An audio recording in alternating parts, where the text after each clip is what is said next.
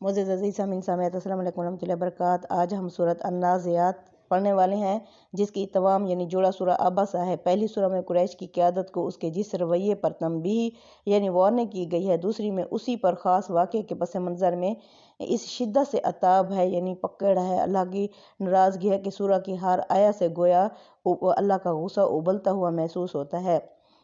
अब चलते हैं सूरह नाज़ियात की तरफ। अब क्या है, बिस्मिल्लाहिर्रहमानिर्रहीम, अल्लाह के नाम से जो सरासर रहमत है, जिसकी शफ़क़त अब्दी यानी हमेशा रहने वाली है। अब इसमें मुख्तलिफ़ स्कॉलर्स का मुख्तलिफ़ नज़रिया है। अब पहले जो स्कॉलर वो लिखते हैं वन्नाज़ियाती ग़रक़ा, यानी वो कहते हैं ये फ़रिश्ते हैं। तो उन्होंने इसका तर्जुमा इस तरह किया है, वन्नाज़ियाती ग़रक़ा, गवाह यानी कसम है उन फ़रिश्तों की जो जहन्नमी की जान सख्ती से निकालते हैं। वन्नाशिताती नश्ता, और फिर उनकी जो मोमनों के बंद खोल देते हैं। वस्साबिहाती सबहा, फिर वो जो अल्लाह की तस्बीह करने में यानी कि वो कहते हैं फ़रिश्ते लगे रहते हैं। फ़स्साबिक़ाती सबका, फिर आगे बढ़ जाने यानी सबकत ले जाने में लगे रहते हैं। फ़लमुदब्बिराती अमरा, फिर वो जो अल्लाह के अहकामात को बजा लाते हैं। ये तो उनका है। तो फिर जो मौलाना फ़राही और यानी मदरसा फ़राही जो है ना, वो इसका तर्जुमा इस तरह से करते हैं। वो कहते हैं कि तकरीबन बहुत सारी उम्मतें जो हैं वो हवाओं की वजह से ही ख़त्म हुई, यानी कि उनके ऊपर हवाएं चलीं। अब जो पीछे थी सूरत मुरसलात, उसमें था यानी कि वल मुरसलाती उर्फ़ा, ये हवाएं वो जिनकी बाग यानी कंट्रोल छोड़ दिया जाता है। फल आसिफ़ाती असफ़ा, फिर वो जो अंधा धुंध चलती हैं। वन्नाशिराती नशरा, और वो जो बादलों को फैलाती हैं। फल फ़ारिक़ाती फ़रक़ा, फिर इन्हें अलग अलग करती हैं। फल मुल्कियाती ज़िक्रा, फिर वो जो यानी अल्लाह की याद दिलों में डालती हैं। उज़रन और नुज़रन, किसी पर इत्माम हुज्जत और किसी को ख़बरदार करने के लिए। क्या था, इन्नमा तुअदूना लवाक़िअ, जिस चीज़ का तुमसे वादा किया जा रहा है वो तुम पर आकर ही रहेगा। फिर आगे अल्लाह ताला ने बताया है कि ये आखिरत जब कायम होगी तो क्या होगा, इस तरह। तो अब ये है सूरत नाज़ियात। वो कहते हैं कि वन्नाज़ियाती ग़रक़ा, यानी गवाही हवाएं गवाही देती हैं जो जड़ से उखाड़ने वाली होती हैं। वन्नाज़ियाती ग़रक़ा, हवाएं गवाही देती हैं वो जो जड़ से उखाड़ने वाली होती हैं। वन्नाशिताती नश्ता, और वो जो नरमी के साथ चलती हैं।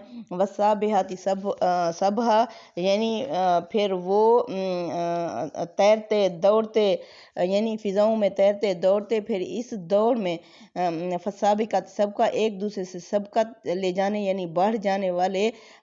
फ़लमुदब्बिराती अमरा, फिर हुक्म की तदबीर करते हुए बादल गवाही देते हैं कि जिस चीज़ का तुमसे वादा किया जा रहा है वो हो कर रहेगी। अब इनका बा मुहावरा देखते हैं। हवाएं गवाही देती हैं जड़ से उखाड़ने वाली, और वो भी जो नरमी से चलती हैं और फ़िज़ाओं में तैरते दौड़ते, फिर इस दौड़ में एक दूसरे से बढ़ते, फिर हुक्म की तदबीर करते हुए बादल गवाही देते हैं कि जिस चीज़ का तुमसे वादा किया जा रहा है वो हो कर रहेगी। अब जो लफ्ज़ नाज़ियात आया है, तो जिस तरह रिवायती स्कॉलर कहते हैं कि ये क्या है, यानी जहन्नमी की जान सख्ती से निकालना, गर्क होकर निकालना। तो ये कहते हैं कि फ़राही स्कॉलर जो हैं वो कहते हैं कि ये हवाएं हैं जो जड़ से उखाड़ने वाली होती हैं, यानी नाज़ियात का इन्होंने यानी जो तर्जमा किया है वो कहाँ से किया है, सूरह कमर में है, तंज़िउन्नासा कअन्नहुम आजाज़ु नख़लिन मुनक़इर। उसने यानी हवा ने लोगों को उखेड़ फेंका, गोया ऐसे जैसे खजूर के तने गिरे पड़े हों, जो कौम आद पर चली थी। तंज़िउन्नासा, नाज़ियात यहाँ से निकला है। यानी ये गर्क किसका है, इसके मैनी यानी नाज़ियात और जो गर्कन है ये एक दूसरे के मुतरादिफ हैं किसी हद तक। अब आगे है वन्नाशिताती नश्ता, ये नश्त से निकला है जिसके मैंने किसी काम को नरमी के साथ करने के आते हैं, यानी ये नरम रो और आहिस्ता आहिस्ता खरामा हवाओं के लिए इस्तेमाल हुआ है। अब दूसरा है गर्क, यानी नाज़ियात और गर्क क्या हैं, एक दूसरे के मुतरादिफ हैं कम व बेश। अब आगे है वन्नाशिताती नश्ता, ये नश्त के मैंने क्या हैं, किसी काम को नरमी के साथ करने के हैं, यानी ये नरम रो और आहिस्ता खराम हवाओं के लिए इस्तेमाल हुआ है। इसी तरह सूरह ज़ारियात में इनको फलजारियाती युसरा से اللہ تعالیٰ نے وہ جو عربی تھی وہاں اس طرح سے اللہ نے کیا ہے، یعنی ایک ہی ہوائیں ہوتی ہیں، تو کسی کو وہ کیا کر دیتی ہیں، تباہی کا باعث بنتی ہیں، اور کسی کے لیے وہ بران رحمت لے کے آتی ہیں۔ کیونکہ آگے کیا ہے، اللہ تعالیٰ مثال دے رہے ہیں فرعون کی، تو اللہ فرماتے ہیں ایک ہی فرشتے ہوتے ہیں، ایک ہی وقت کا رسول ہوتا ہے، تو وہ کسی کے لیے تو ثواب اور کسی کے لیے عذاب لے کر آتے ہیں۔ اسی طرح یعنی ہر چیز کے دو رخ ہوتے ہیں، اس کا پازیٹیو پہلو بھی ہوتا ہے اور نیگیٹو پہلو بھی ہوتا ہے۔ تو اس میں اللہ بتا رہے ہیں کہ یہ ہوائیں کسی کے لیے تباہی کا باعث بنتی ہیں، جڑ سے اکھیڑ پھینکتی ہیں، اور کسی کے لیے نرمی یعنی بران رحمت کا کام کرتی ہیں۔ وَسَابِحَاتِ سَبْحًا، پھر کیا ہوتا ہے، فضاؤں میں تیرتے دوڑتے، پھر اس دوڑ میں ایک دوسرے سے آگے بڑھتے ہوئے بادل جو رب کے حکم کی تعمیل کرتے ہوئے گواہی دیتے ہیں کہ جس چیز کا تم سے وعدہ کیا جا رہا ہے وہ ضرور ہو کر رہے گی۔ یعنی یہ کیا ہے، اس میں ہر چیز میں دو پہلو نظر آ رہے ہیں۔ اب جو بھاگ رہے ہیں، دوڑ رہے ہیں، بادل اللہ کے حکم کی تعمیل کر رہے ہیں، یہ سارے اس بات کی گواہی دے رہے ہیں کہ جس چیز کا تم سے وعدہ کیا جا رہا ہے وہ ہو کر رہے گی، یعنی کیا، قیامت۔ اب آگے آیت نمبر 6 میں اللہ فرماتے ہیں یوم ترجف الراجفہ، پس جس دن زلزلہ آ جائے گا، تتبعها الرادفہ، اور پیچھے آنے والی چیز یعنی قیامت آ جائے گی۔ قلوب یومئذ واجفہ، اس دن دل دہلے ہوئے ڈرے ہوئے ہوں گے، ابصارها خاشعہ، اور نگاہیں جھکی ہوئی ہوں گی۔ یعنی اس دن جب تھر تھری چھوٹے گی ایک کے پیچھے دوسری، اس دن کتنے ہی دل خوف سے دھڑکتے ہوں گے اور ان کی نگاہیں جھکی ہوئی ہوں گی۔ اب اللہ فرماتے ہیں جس دن زلزلہ آ جائے گا اور پیچھے آنے والی چیز آ جائے گی۔ سورہ زمر کی آیت نمبر 68 میں اس کی اللہ تعالیٰ نے بتائی ہے کہ وَنُفِخَ فِی الصُّورِ، اس دن سور میں پھونک مار دی جائے گی، فَصَائِقَ، تو بے ہوش ہو جائے گی، مَن فِی السَّمَاوَاتِ، وہ جو آسمانوں میں مخلوق ہے، وَمَن فِی الْأَرْضِ، جو زمینوں میں ہے، إِلَّا مَن شَاءَ اللہ، ہاں جس کے لیے اللہ چاہے گا، یعنی وہ محفوظ رہیں گے اس بے ہوشی سے۔ ثُمَّ نُفِخَ فِیہِ أُخْرَى، پھر دوسری دفعہ سور پھونک دیا جائے گا، فَإِذَا هُمْ قِیَامٌ يَنظُرُونَ، پھر لوگ کھڑے ہو کر سب کچھ یعنی ان کے سامنے آ جائے گا، دیکھنے بھالنے لگ جائیں گے۔ یہ جس طرح کہ اللہ فرما رہے ہیں کہ جس دن زلزلہ ہو جائے گا اور پیچھے آنے والی چیز یعنی قیامت آ جائے گی، اس دن دل دہلے یعنی کانپے یعنی ڈرے ہوئے ہوں گے۔ اب یہاں دل کی طرف اللہ تعالیٰ نے کیوں اشارہ کیا ہے؟ کیونکہ آدمی کی اصل شخصیت جو ہے وہ دل سے ہی ہوتی ہے، دل سے ہی اس کی عبارت ہے۔ نگاہوں میں جو کچھ جھلکتا ہے وہ در حقیقت دل کی کیفیت ہوتی ہے، جس کے چھپے سے چھپے، مخفی سے مخفی پہلو بھی اگر ہم چاہیں تو اس بندے کی نگاہوں سے دیکھ سکتے ہیں۔ اصل یعنی جو کیفیت ہوتی ہے وہ دل کی ہوتی ہے، اسی لیے اللہ نے فرمایا پھر ان کی نگاہیں جھکی ہوئی ہوں گی۔ اللہ فرماتے ہیں آیت نمبر 10 میں یقولون، یہ کہتے ہیں انا لمردودون فی الحافرہ، کیا ہم پہلی حالت میں دوبارہ لوٹائے جائیں گے؟ اذا کنا عظاما ناخرہ، اس وقت جب ہماری ہڈیاں بالکل گل سڑ چکی ہوں گی۔ قالوا، تو یہ لوگ کہتے ہیں تلک اذا کرۃ خاسرہ، یعنی اس طرح اگر دوبارہ جانا نصیب ہوا تو ہم تو خسارے میں یعنی یہ چلے جائیں گے، دوبارہ اگر دنیا میں گئے تو پھر ہمارے لیے خسارہ ہی خسارہ ہوگا، نقصان ہی نقصان ہوگا۔ یعنی انا لمردودون فی الحافرہ کیا ہے؟ یعنی نقش قدم پر، اپنے پاؤں پر پیچھے چلتے ہوئے واپس اسی مقام پر جانا۔ اگر وہ کہتے ہیں ایسا ہو گیا تو پھر تو بڑے ہی خسارے یعنی نقصان کی بات ہوگی۔ اللہ فرماتے ہیں فَإِنَّمَا هِيَ زَجْرَةٌ وَاحِدَةٌ، یعنی یہ صرف ایک ہی ڈانٹ ہوگی، فَإِذَا هُمْ بِالسَّاهِرَةِ، پھر یہ سب کچھ دیکھنے بھالنے لگ جائیں گے۔ یعنی یہ مذاق اڑاتے ہیں تو سن لیں، بس یہ ایک ہی ڈانٹ ہوگی، پھر دفتن یہ میدان میں سامنے ہوں گے۔ آگے آیت نمبر 15 میں اللہ بتا رہے ہیں کہ یعنی کہ ہر چیز کے دو رخ کس طرح ہوتے ہیں۔ اب وقت کا رسول ہے، باعث رحمت بن کے گیا ہے، لیکن جو کہنا نہیں مانتے ان کے اوپر پھر عذاب آ جاتا ہے، ان کے لیے وہ وہی رسول ان منکرین کے لیے باعث زحمت ایک طرح سے بن جاتا ہے۔ اللہ فرماتے ہیں حل اتاک حدیث موسیٰ، کیا محمد صلی اللہ علیہ وسلم آپ کے پاس موسیٰ کی بھی خبر پہنچی؟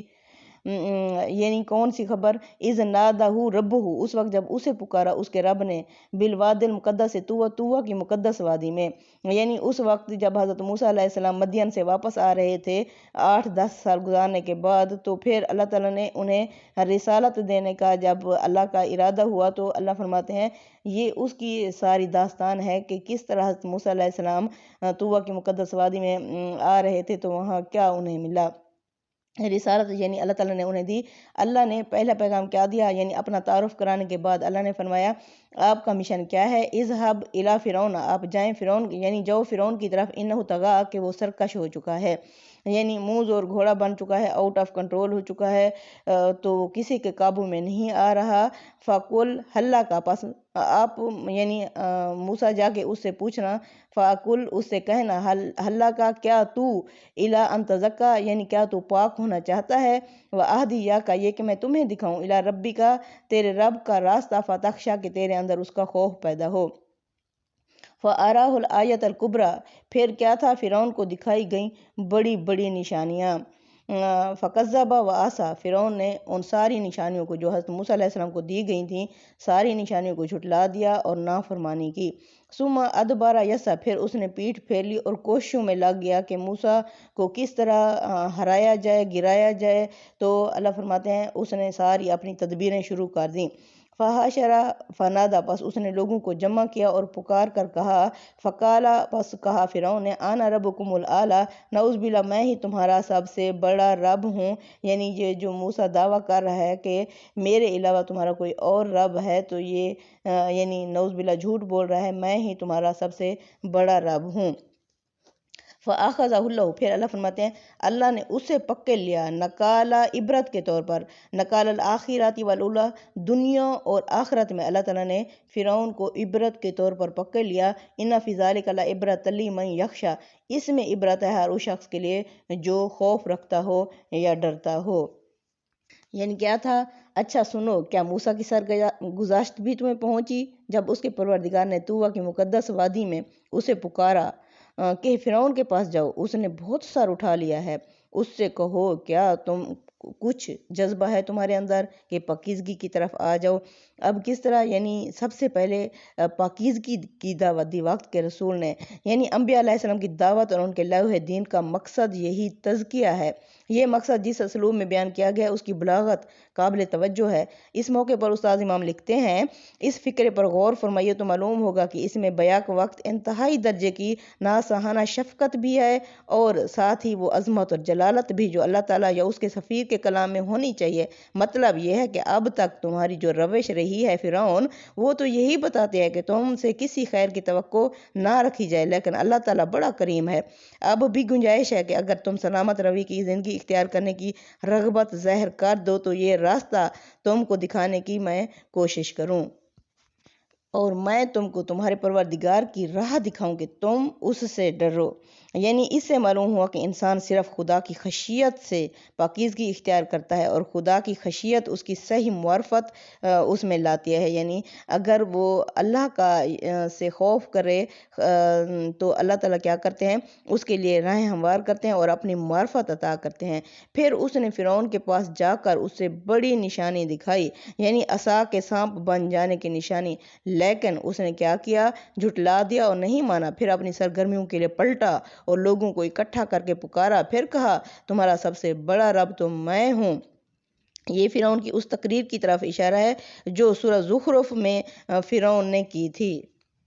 فرعون نے کیا کہا تھا، سورہ زخرف آیت نمبر 51، وَنَادَىٰ فِرْعَوْنُ فرعون نے پکارا، فی قوم ہی اپنی قوم کو، کالا کہا، یا قومی الیس لی ملک کیا میری بادشاہت نہیں ہے، مصر میں، وَهَٰذِهِ الْأَنْهَارُ یہ جو نہریں ہیں، تجری من تحتی جو میرے یعنی محل کے نیچے سے چل رہی ہیں، افلا تبصرون کیا تم لوگ دیکھ نہیں رہے، ام انا خیر من ھذا الذی کیا میں بہتر ہوں یا یہ شخص، ھذا الذی ھو مہین نعوذ باللہ جو ذلیل ہے، استغفر اللہ کم درجے کا ہے، ولا یکاد یبین جو بول بھی نہیں سکتا، صحیح طریقے سے واضح بھی نہیں کر سکتا اپنی بات کو، فلولا القی علیہ اسورۃ کیوں نہیں اس کو کنگن پہنائے گئے، من ذہب سونے کے، او جاء معہ الملائکۃ مقترنین یا اس کے ساتھ یعنی تابعدار فرشتے ہوتے، فاستخف قومہ پس اس نے بے وقوف بنایا اپنی قوم کو، فاطاعوہ سب اس کی اطاعت میں آ گئے، انہم کانوا قوما فاسقین کیونکہ وہ ایک نافرمان قوم تھی، فلما اسفونا جب انہوں نے ہمیں غصہ دلایا، ننتقمنا منہم ہم نے بھی ان سے انتقام لیا، فاغرقناہم اجمعین پھر ہم نے ان سب کو غرق کر ڈالا۔ یعنی کیا ہوا، بالآخر اللہ نے دنیا اور آخرت دونوں کے عذاب میں فرعون کو پکڑ لیا۔ لوگوں اس واقعے میں، اس سرگزشت میں یقیناً بڑی عبرت ہے ان کے لیے جو ڈرنے والے ہوں۔ یہ کیا ہے؟ بات اگرچہ عام صیغے میں فرمائی گئی ہے لیکن اشارہ انہی لوگوں کی طرف ہے جو سورہ کے مخاطب یعنی قریش کے لوگ ہیں۔ اللہ اب سارا واقعہ بتانے کے بعد یعنی اللہ فرماتے ہیں تم ایک سرداری کے اوپر اترا رہے ہو۔ فرعون جو بادشاہت کا دعویٰ کرتا تھا، جو خدائی کا دعوے دار تھا، اس کا میں نے کیا انجام کیا؟ تو اب تمہارے پاس بھی اللہ کے رسول صلی اللہ علیہ وسلم آ چکے ہیں، اگر تم کہنا نہیں مانو گے، تم تمہاری ایک سرداری کے بل بوتے پر اکڑ رہے ہو، تو وہ بہت بڑا بادشاہ خدائی کا دعویٰ کرنے والا بھی ڈوب گیا۔ اب آگے اللہ فرماتے ہیں، اب کیا ہے آگے یعنی 20 سے 33 تک اللہ تعالیٰ آفاقی شواہد سے اپنا یعنی بتا رہے ہیں۔ اللہ فرماتے ہیں انتم اشد خلقا ام السماء بناہا، تم نہیں مانتے تو بتاؤ کیا تمہیں بنانا مشکل ہے یا آسمان کو اللہ نے یعنی اسے بنایا۔ رافع سمکہا، بلند کر دیا اس کی سطح کو، فسواہا، پھر اسے ہموار کر ڈالا، وَأَغْطَشَ اللَّيْلَهَا وَأَخْرَجَ زُوحَاهَا، اسی سے نکالا رات کو اور اسی سے نکالا دن کو، وَالْأَرْضَ بَعْدَ ذَلِكَ دَحَاهَا، اس کے بعد زمین کو بچھا دیا، أَخْرَجَ مِنْهَا مَاءَهَا وَمَرْعَهَا، اسی سے نکالا پانی اور اسی سے اگایا چارہ، وَالْجِبَالَ أَرْسَاهَا، اس کے بعد پہاڑوں کو گاڑ دیا، مَتَاعًا لَكُمْ، اس میں فائدہ ہے تمہارے لیے، وَلِأَنْعَامِكُمْ، اور تمہارے مویشیوں کے لیے۔ یعنی اللہ فرماتے ہیں آسمان کو اللہ نے اسے بنایا ہے، اس کا گنبد اونچا کیا، پھر اس کو خوبصورت درست کیا اور اس پر چھائی ہوئی اس کی رات اس نے ڈھانک دی اور اس کے دن کو بے نقاب کیا، اس کے بعد زمین کو اس نے بچھا دیا، اس کے اندر اس کا پانی چارہ نکالا اور اس کے پہاڑ اس میں گاڑے تمہارے لیے اور تمہارے مویشیوں کے لیے زندگی گزارنے کے طور پر۔ یعنی جو تخلیق کے مراحل ہیں قرآن میں جو بیان ہوئے ہیں، ان سے یہ معلوم ہوتا ہے کہ پہلے زمین نے ایک واضح صورت اختیار کی، اس کے بعد آسمان کو درست کیا گیا اور آخر میں وہ عمل ہوا جس نے زمین کو زندگی کے لیے بالکل سازگار بنا دیا گیا۔ یہ اسی مرحلے کا ذکر ہے کہ زمین کو بچھا دیا۔ اب اللہ فرماتے ہیں اس میں فائدہ ہے تمہارے لیے اور تمہارے مویشیوں کے لیے۔ مطلب یہ ہے کہ ان آثار اور شواہد کو دیکھو اور غور کرو کہ جس پروردگار نے زمین سے لے کر آسمان تک تمہارے لیے ربوبیت کا یہ سارا انتظام فرمایا ہے، کیا اس نے صرف اس لیے تمہیں پیدا کیا ہے کہ کھاؤ پیو اور مر کر مٹی ہو جاؤ؟ کیا فی الواقع یہی سمجھتے ہو کہ دنیا رام کی لیلا اور یزداں کی تماشا گاہ ہے؟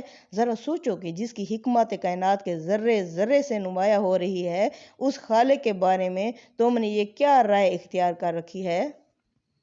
اب آگے آیت نمبر 34 میں اللہ فرماتے ہیں فَإِذَا جَاءَتِ الطَّامَّةُ الْكُبْرَى، پس جب وہ آ جائے گی بڑی خبر یا آ جائے گا وہ بڑا ہنگامہ، یوم یتذکر الانسان، اس دن انسان نصیحت پکڑے گا، یاد کرے گا ما سعی، جو اس نے کوششیں کی ہوں گی، وَبُرِزَتِ الْجَحِیمُ لِمَن یَرَىٰ، اور جہنم دیکھنے والوں کے سامنے لائی جائے گی، فَأَمَّا مَن طَغَىٰ، ہاں جس نے سرکشی کی ہوگی، وَآثَرَ الْحَیَاةَ الدُّنْیَا، اور دنیا کی زندگی کے پیچھے پڑا رہا ہوگا، فَإِنَّ الْجَحِیمَ ہِیَ الْمَأْوَىٰ، واپس اس کا ٹھکانہ جہنم ہی ہوگا، وَأَمَّا مَنْ خَافَ، ہاں جس نے خوف کیا، مقام ربہ، اور اپنے رب کے سامنے باادب یعنی مسلم بن کر کھڑا رہا، وَنَهَى النَّفْسَ عَنِ الْهَوَىٰ، اور جس نے منع کیا، روکا اپنے نفس کو یعنی بری خواہشات سے، فَإِنَّ الْجَنَّةَ ہِیَ الْمَأْوَىٰ، پس اس کا ٹھکانہ جنت ہوگا۔ یعنی چنانچہ حقیقت یہ ہے کہ جب وہ بڑا ہنگامہ برپا ہوگا تو یہ سب درہم برہم ہو جائے گا، یعنی اور اس دن انسان اپنا سب کیا دھرا یاد کرے گا اور دوزخ ان کے سامنے بے نقاب کر دی جائے گی جو اس سے دوچار ہوں گے، سو جس نے سرکشی اختیار کی اور دنیا کی زندگی کو ترجیح دی تو دوزخ ہی اس کا ٹھکانہ ہوگی، اور جو اپنے پروردگار کے حضور میں پیشی سے ڈرا اور اپنے نفس کو خواہشوں کی پیروی سے روکا تو بہشت ہی اس کا ٹھکانہ ہوگی۔ سبحان اللہ۔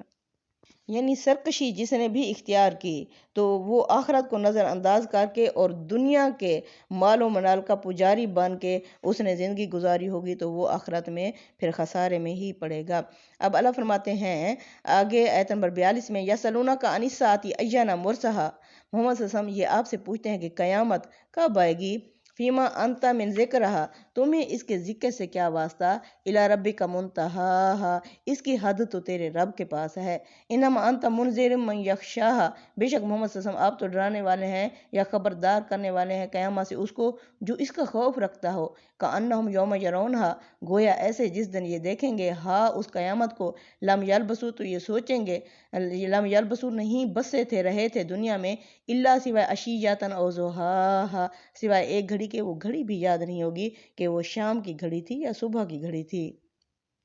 यानी ये तंजिया पूछते थे मोहम्मद सल्लल्लाहु अलैहि वसल्लम से, मोहम्मद सल्लल्लाहु अलैहि वसल्लम क़यामत अय्याना मुरसाहा, कब आएगी। मुरसाहा यानी उस जहाज़ को कहा जाता है जो लंगर अंदाज बिल्कुल हुआ ठहरा हो। यानी इसमें एक तंज पोशीदा था। वो पूछते हैं कि जिस क़यामत की खबरें तुम शब्बो रोज़ हमें सुनाते हो वो कहाँ रह गई। इसका सफ़ीना आखिर कब हमारे शहर पर लंगर अंदाज होगा। कहाँ है वो जहाज़ बिल्कुल जो चलने के लिए तैयार था। मोहम्मद सल्लल्लाहु अलैहि वसल्लम वो तुम्हारी क़यामत कहाँ रहेगी, तुम्हारा अजाब कहाँ रह गया। यानी एक तंज के तौर पर अल्लाह के रसूल से ये इस तरह का सवाल करते थे। अल्लाह फरमाते हैं जिस दिन वो आएगी फिर तुम्हें ये ज़िंदगी ऐसे लगेगी ख्वाब की तरह कि रात के पहर में 1 मिनट 2 मिनट या कुछ सेकंड का ख्वाब था। तो अल्लाह फरमाते हैं जिस दिन देखेंगे क़यामत को गोया ये समझेंगे कि दुनिया में रहे ही नहीं थे मगर सिर्फ उस ख्वाब की तरह, और वो घड़ी भी याद नहीं होगी कि दुनिया में शाम की घड़ी थी या सुबह की घड़ी थी। अल्लाह ताला हमें आखिरत के खसारे से बचाए।